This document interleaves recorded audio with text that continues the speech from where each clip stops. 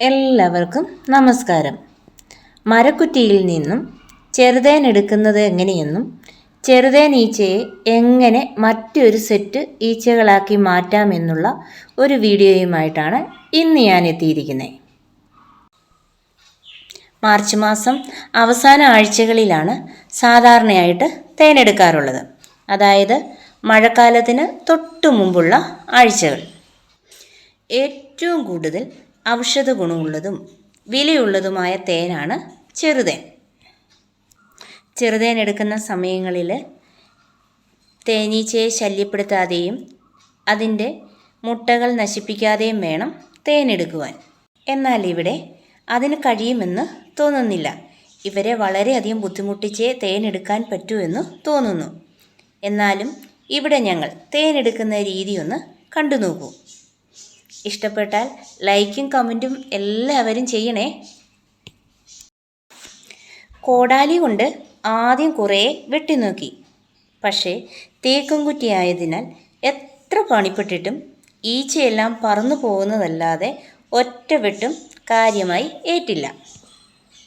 അവസാനം തടി മുറിക്കുവാൻ ഉപയോഗിക്കുന്ന മിഷൻ വാൾ തന്നെ ഉപയോഗിക്കേണ്ടതായിട്ട് വന്നു.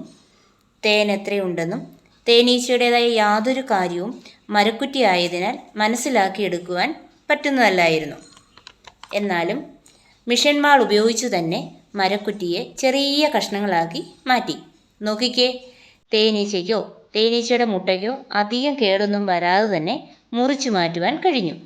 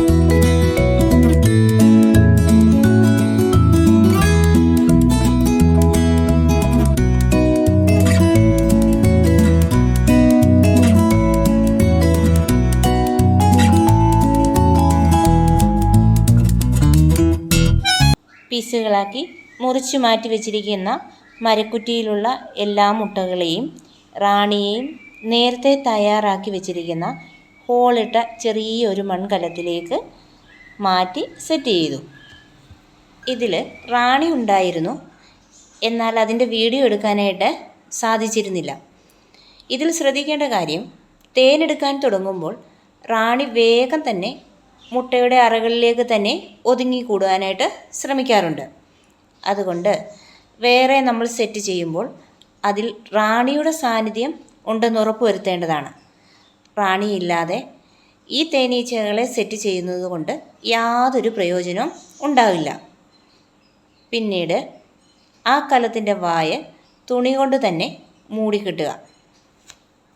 ചെറിയൊരു ഹോൾ ഇട്ട് കൊടുത്തിരിക്കുന്നിടത്ത് അല്പം തേനീച്ചയുടെ മെഴുക് ഒട്ടിച്ചു കൊടുത്താൽ അവിടെ പറന്നു നടക്കുന്ന ഈച്ചകൾ മുഴുവനും വേഗം തന്നെ ആ കലത്തിലേക്ക് കയറുന്നത് കാണാം.